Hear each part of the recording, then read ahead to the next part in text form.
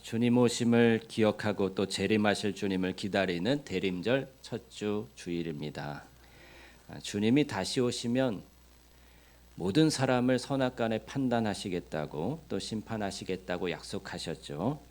그럴 때 우리의 믿음이 산 믿음으로, 죽은 믿음이 아니라 살아있는 믿음으로 그렇게 드러나기를 축복합니다.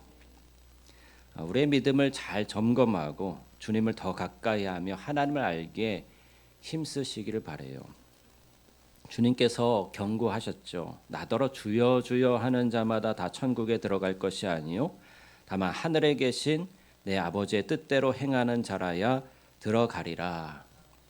저는 어려서 이런 노래를 부르면서 놀이를 했던 기억이 나요. 여우야 여우야 뭐하니, 밥 먹는다. 무슨 반찬? 개구리 반찬. 여러분도 아시네요. 그 다음에 뭐예요? 죽었니 살았니 물어본단 말이에요. 죽었니 살았니? 네. 왜 개구리 반찬이 죽었는지 살았는지 물어볼까요? 네, 그건 저는 알 수가 없지만 하여간 살았는가 죽었는가가 어린아이들도 중요한 거예요.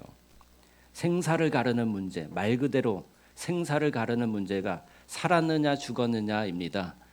여러분, 우리의 신앙이 살았는가 죽었느냐는 생사를 가르는 문제예요.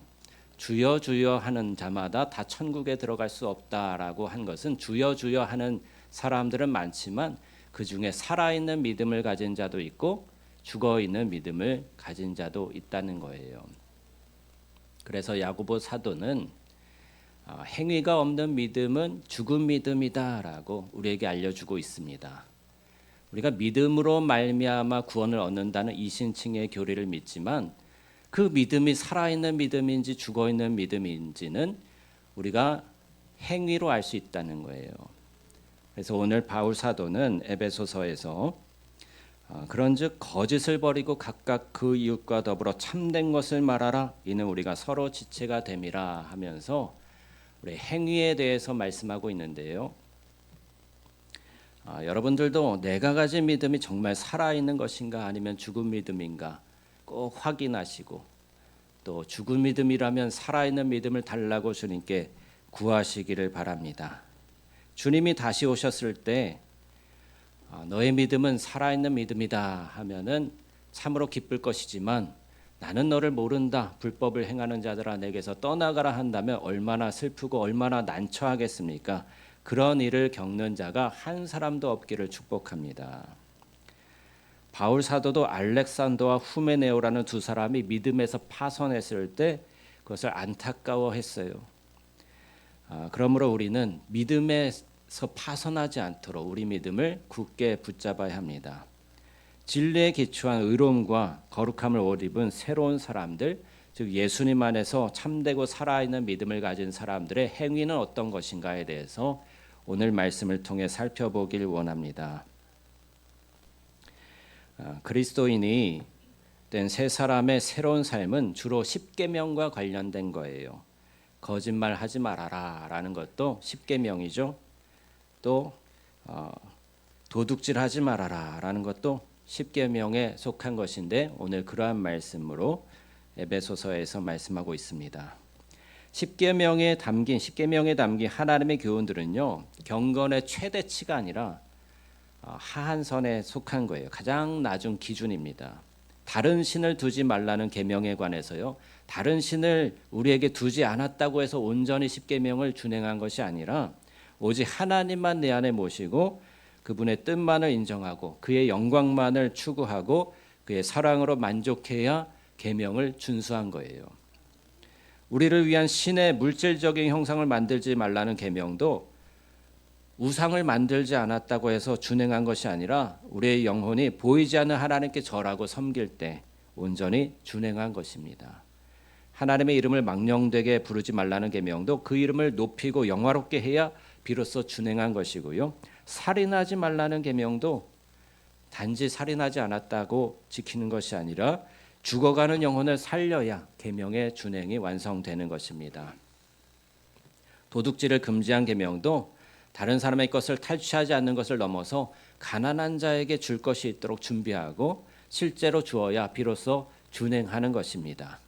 거짓말을 금지한 계명도 거짓말하지 않는 것을 넘어서 우리의 입술에 진리를 말하고 있어야 그것이 계명을 온전히 준행한 것이라는 거예요. 이러한 기준으로 우리의 삶을, 우리의 신앙을 한번 점검해 보길 바라는 것입니다. 본문에 소개된 바울의 교훈은 주로 거짓말과 도둑질에 초점을 맞추고 있어요. 25절을 함께 다시 한번 읽어보겠습니다. 시작. 그런즉 거짓을 버리고 각각 그 이웃과 더불어 참된 것을 말하라. 이는 우리가 서로 지체가 됨이라. 아멘. 사람들이 왜 거짓말을 할까요? 잠언 12장 20절 말씀에 따르면 악을 꾀하는 자의 마음에는 속임이 있고라고 하고 있어요. 속임은 악을 꾀하는 자의 마음에 자리를 잡는다는 것이죠. 악을 도모하는 것은 마귀를 초청하는 것과 같습니다. 거짓의 아비이며 속임수의 귀재인 마귀는 악을 도모하는 자의 마음을 자기 안방처럼 드나드는 거예요. 그리고 자신의 종으로 삼아버립니다. 한 사람만 마귀의 종이 되는 게 아니에요. 지도자가 거짓에 물들면 그의 수하의 사람들도 모두 악하게 변합니다. 한 나라의 통치자가 거짓에 귀를 기울이면 모든 공직자가 악하게 변해요. 교회에서 거짓된 목회자가 세워지거나 회사에서 거짓된 사장이 세워지거나 가정에서 거짓된 가장이 세워지면 집단적인 악화가 일어날 수밖에 없는 것이죠. 그래서 살아있는 믿음을 가진 사람은 거짓을 버리는 것만으로 만족하지 않고 오히려 이웃과 더불어 참된 것을 말하는 데까지 이르게 되는 것입니다. 거짓이 만든 빈자리가 이제 비워지면 참된 말들로 채워지는 것이죠. 이웃과 더불어 참된 것을 말하는 것이 또한 거짓을 버리는 방법입니다. 참된 말은 어떤 것일까요, 여러분? 서로를 존중하고 배려하고 높여주는 말인 것이죠. 거짓된 말은 무엇인가요? 다른 사람 깎아내리고 험담하고 비난하는 것이 거짓된 말입니다. 예수님은 또한 내 살은 참된 양식이요 내 피는 참된 음료로다라고 말씀하셨어요. 그러므로 우리가 그리스도 예수를 말하는 것이 바로 이웃과 더불어 참된 것을 말하는 새로운 삶임을 알 수 있습니다. 여러분 삶에서 예수님을 증거하시기를 축복합니다. 잘 증거하실 수 있도록 제가 또 전도지를 만들었어요. 이제 주문을 해놔서 곧 도착하게 될 텐데 그것을 읽어보시면 제가 쓴 글이거든요. 그 글을 통해서 여러분 그 컨셉은 뭐냐면 내성적인 사람을 위한 전도지입니다. 제가 내성적이라서 이렇게 사람들에게 전도할 때 예수 믿으세요. 우리 교회 오면 참 좋아요.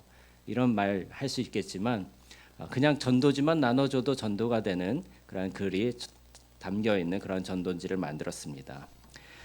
여러분들 중에서도 저처럼 좀 내성적인 분이 있다면 그렇게 전도지를 잘 활용해서 전도하시면 감사하겠습니다. 왜 우리는 서로에게 거짓이 아니라 진실된 것을 말해야 하는 것일까요? 우리가 서로 지체이기 때문이라는 거예요. 지체는 서로 연결되어 있어야 하고 연합해야 하는데 거짓은 지체들 사이에 갈등과 상처와 분열을 일으킵니다. 잠언의 지혜자는 이렇게 말합니다. 자기의 이웃을 쳐서 거짓 증거하는 사람은 방망이요 칼이요 뾰족한 화살이니라. 이웃과 더불어 참된 것을 말하지 않고 거짓을 말하면 그의 관계를 깨뜨리게 되는 방망이요 칼이요 깊은 상처를 내는 뾰족한 화살이 된다는 거예요. 거짓을 말하는 것은 영적인 현상이고 영적인 결과를 낳습니다. 거짓은 지체들 사이에 마귀가 개입하고 활동하게 만들어요. 마귀는 거짓을 말하는 자들로 하여금 개인의 사사로운 이득을 챙기게 해주면서 공중의 권세를 잡죠. 그리고 관계의 분위기를 장악하고 공동체를 분열시킵니다. 사소한 이익에 눈이 어두워서 혹은 순간을 모면하기 위해서 거짓말을 내뱉지 마시기 바랍니다. 거짓말을 내뱉어서 마귀를 초대하지 마시기 바랍니다. 범사의 지체들을 마음으로 사랑하고 입술로 그 사랑을 표현하는 삶을 사시기를 축복합니다. 교회는 그렇게 해야 올바로 세워지는 거예요. 사실이라 할지라도 다른 사람 험담하지 마세요. 우리는 어떤 측면을 바라보느냐에 따라서 말이 달라지거든요. 한 사람 안에는 긍정적인 면도 있고 부정적인 면도 있어요. 흠 잡으려면 흠 잡지 못할 사람이 아무도 없어요. 지적하려면 지적하지 못할 사람 아무도 없어요. 여러분이 저를 지적하시려고 하면 지적할 거 한 100가지는 될 거예요. 그런데 칭찬하려고 하면 또 100가지 칭찬할 수 있을 거예요. 여러분도 마찬가지입니다. 그래서 우리가 어떤 시각으로 어떤 관점으로 보느냐, 그것이 새 사람의 그런 변화된 모습이라는 것입니다.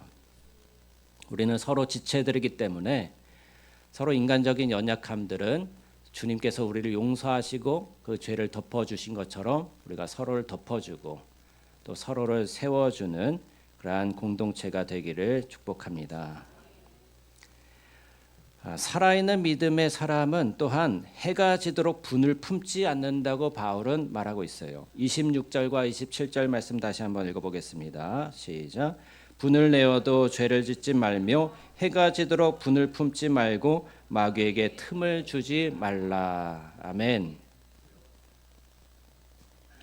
이 말에는 우리가 분을 내어도 죄를 짓지 않을 수 있다는 의미가 담겨 있죠.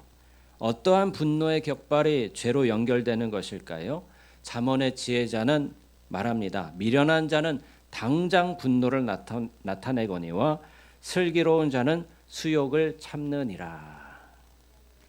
이는 즉각적인 분노가 우리를 미련한 자로 만든다는 거예요. 이것은 내가 분노를 통제하지 못하고 분노가 나를 마음대로 조종하는 상황을 가리키는 것입니다. 분노에 휘둘리는 자는 미련한 자라는 거예요. 나를 억울하게 만드는 사람, 내게 함부로 대하는 사람을 겪을 때에 갑자기 나도 분노를 격발할 수가 있는데 그것은 미련한 자가 하는 반응이라는 것입니다. 그런데 그러한 부끄러움, 수욕을 참는 자가 슬기로운 자다라는 것이죠. 분노가 우리를 주장하면 우리는 행악에 치우칠 수밖에 없어요. 분노는 우리에게 결코 선하고 의로운 길을 제시해 주지 않습니다. 시편 37편 8절에 분을 그치고 노를 버리며 불평하지 말라 오히려 악을 만들 뿐이니라. 분노가 있으면 자꾸만 악을 행하고 싶은 충동이 생기죠. 분노를 버리지 않으면 그런 성향이 제거되지 않아요. 바울은 해가 지도록 분을 가슴에 품으면 죄를 짓는 것이라고 말합니다. 해가 지도록 분을 품는다는 것은 분노의 마음을 오랫동안 간직하는 것을 말해요. 분노는 결코 잠잠하지 않고 반드시 나쁜 일을 행합니다.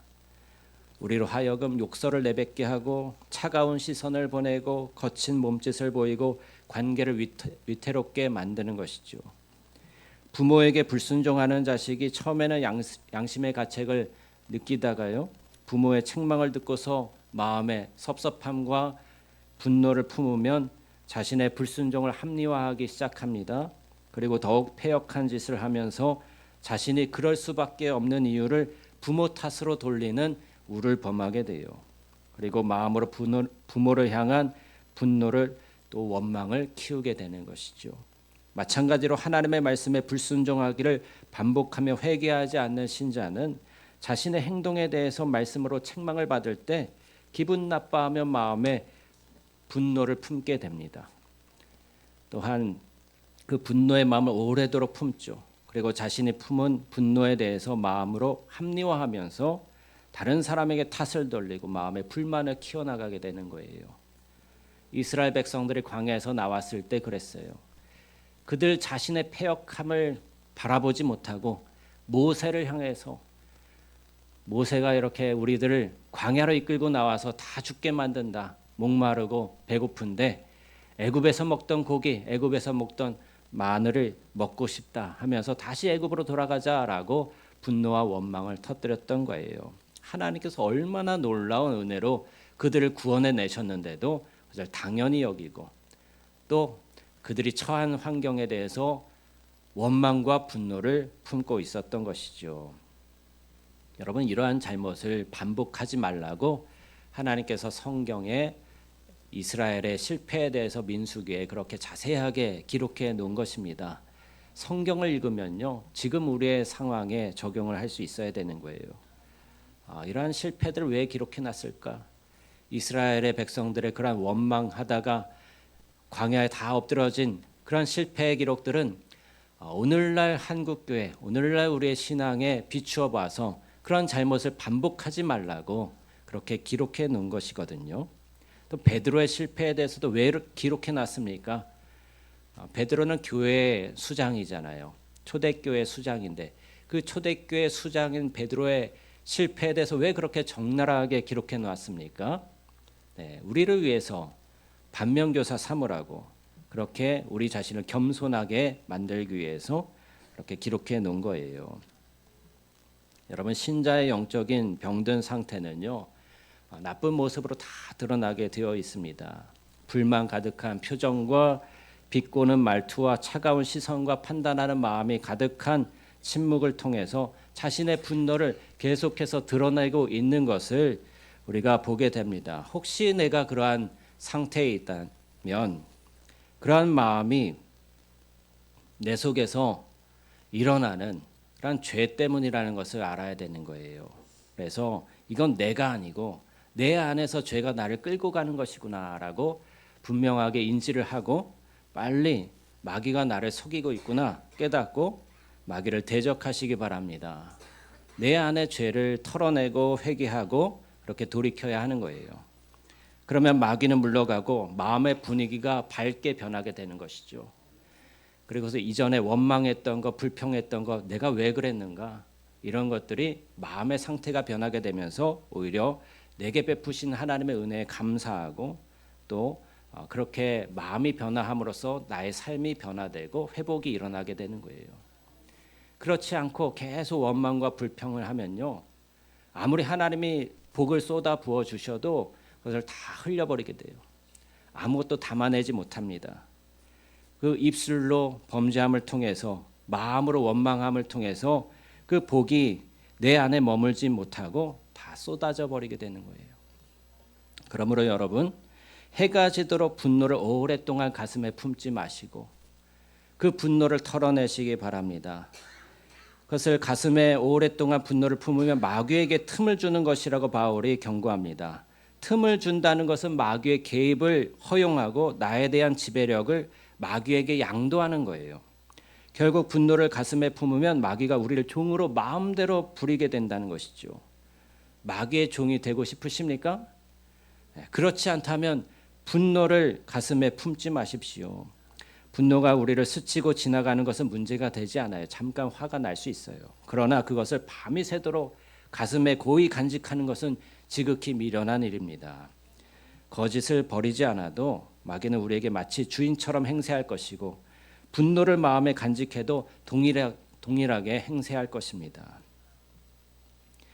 우리 28절을 또 보겠습니다. 함께 읽습니다. 시작. 도둑질하는 자는 다시 도둑질하지 말고 돌이켜 가난한 자에게 구제할 수 있도록 자기 손으로 수고하여 선한 일을 하라. 아멘. 바울은 새로운 삶의 또 다른 국면을 우리에게 알려주는데요. 성경에는 두 종류의 도둑질이 언급되고 있어요. 첫 번째는 무엇입니까? 하나님의 것을 훔치는 것. 또 다른 하나는 다른 사람의 것을 훔치는 거예요. 하나님의 것을 훔치는 도둑질은 11조와 봉헌물에 관련된 것입니다. 11조와 봉헌물은 우리의 생명과 삶이 모두 하나님의 것이라는 사실을 인정하는 신앙 고백과 같아요. 우리의 몸은 우리의 것이 아닙니다. 예수 그리스도께서 십자가에 달려 돌아가심으로 우리를 사셨어요.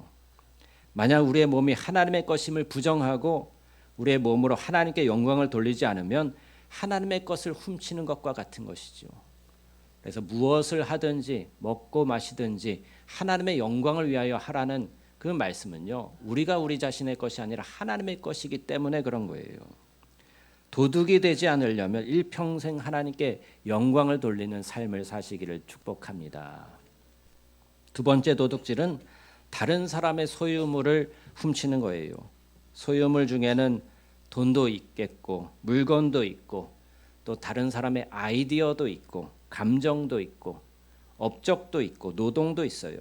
다른 사람의 감정에 상처 주거나 상하게 만드는 것도 감정의 도둑질입니다.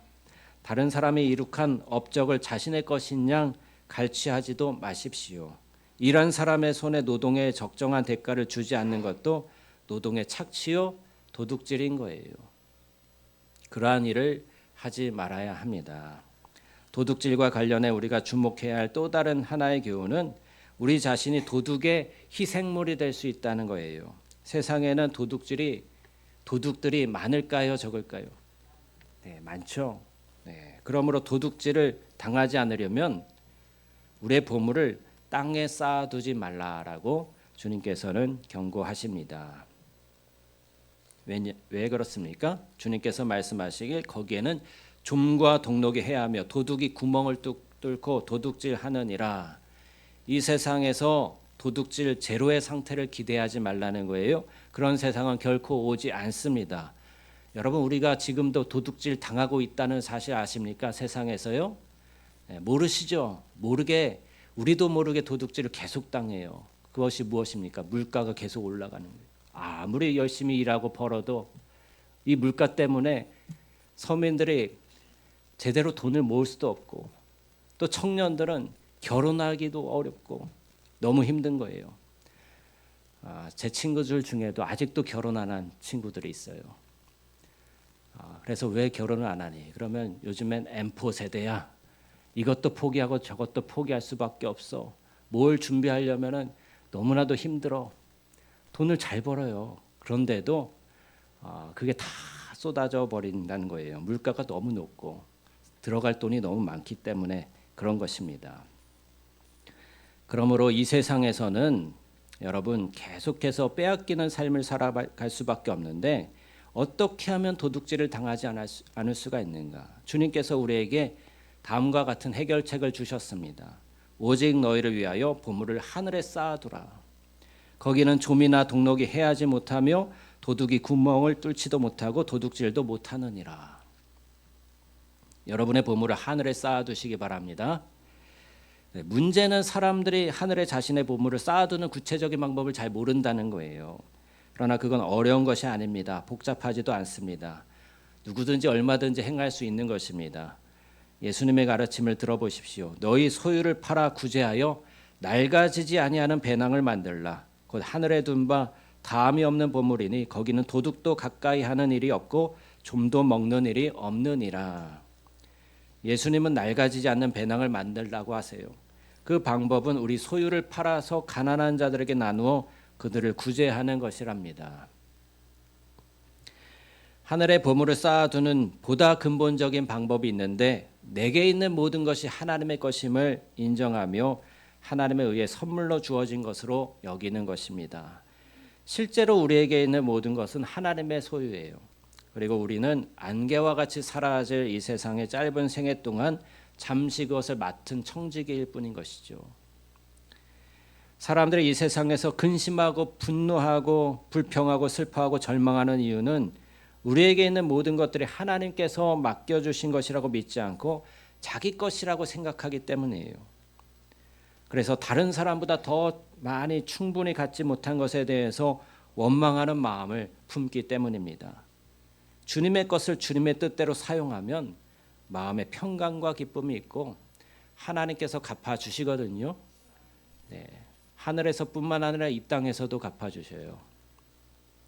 하나님의 뜻은 우리에게 맡겨진 모든 것을 가난하고 연약하고 외롭고 아픈 자들에게 나누어 주라는 것입니다. 네, 교회가 어려울 땐 교회에 헌신하시고 또 주변에 지체들 가운데 어려운 이들이 있다면 서로 섬길 때 하나님께서 여러분의 삶을 돌보아 주시는 거예요.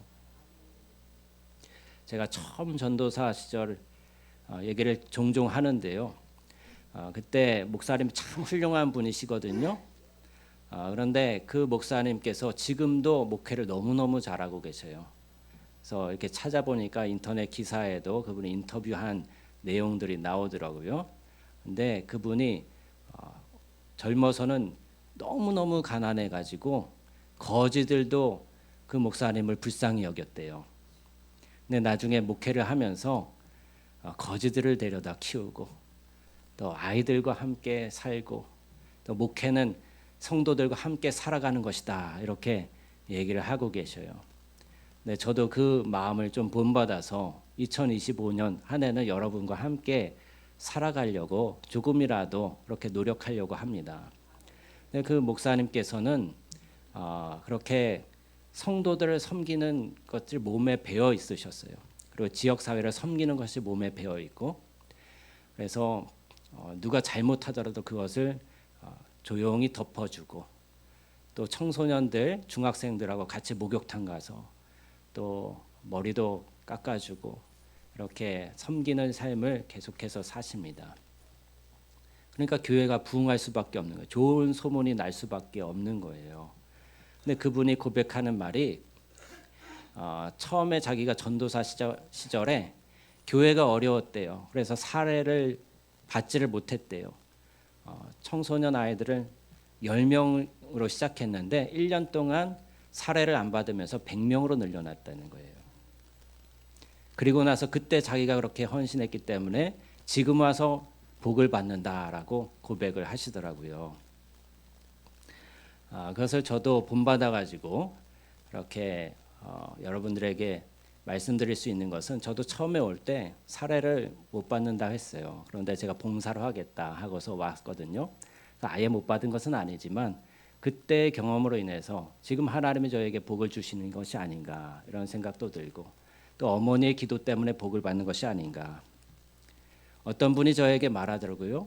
목사님은 기도도 그렇게 열심히 안 하는 것 같은데, 말씀 암송도 그렇게 많이 하지 않으시는 것 같은데 하나님이 왜 목사님한테 복을 주시는지 도무지 이해가 안 된다고. 네. 그래서 제가 그런 이야기들을 좀 나눴었습니다. 어머니의 기도 때문이다라고 말씀을 드렸고, 그렇게 좋은 목사님을 처음에 경험해서 저도 그분을 본받고 있다라고 이야기를 했던 거예요. 여러분, 하나님께서는 여러분이 심으신 그러한 헌신과 믿음의 씨앗들을 반드시 열매 맺게 해주시고 수없이 많은, 더 많은 배가 된 은혜로 부어주시는 것을 믿으시기 바랍니다. 가난한 자에게 주는 것은 하나님께 구워주는 것이라고 말씀했어요. 여러분, 가난한 자에게 조금이라도 베풀어 보시기 바랍니다. 그러면 하나님께서 여러분 갚아주셔요. 새로운 사람에게 걸맞은 새로운 삶은 하나님의 형상대로 지음을 받은 모든 사람의 본래적인 삶입니다. 타락으로 인해서 옛사람의 부패한 마음에 모든 인간이 젖어 있어서 이런 삶이 새롭게 느껴질 뿐이에요. 거짓을 버리고 진리를 말하는 것, 분을 내어도 해가 지도록 마음에 품지 않는 것, 도둑질을 금하고 가난한 자에게 구제하기 위해 수고의 땀을 흘리는 것, 더러운 말을 버리고 은혜를 끼치는 선한 언어를 사용하는 것, 성령을 근심하게 하지 않는 것, 모든 악독과 노함과 분냄과 악의와 비방을 버리는 것, 서로 친절을 베풀고 긍휼히 여기고 용서하는 것, 이 모든 것들은 태초부터 우리에게, 인간에게 디자인된 본래의 삶이라는 거예요. 그리고 거듭난 우리에게 요구되는 새로운 삶입니다. 삶이라는 것은 말 그대로 사는 것이죠. 이론도 아니고 구호도 아니죠. 이 모든 말씀을 그대로 삶으로 담아내고 살아내는 저희들이 되기를 바랍니다. 이것이 우리에게 참되고 아름다운 삶이 무엇인지를 알게 하고 진정으로 만족스러운 하나님의 복이 흘러넘치는 기쁨의 삶이 될 줄 믿습니다. 기도하시겠습니다. 우리 함께 통성으로 기도할 때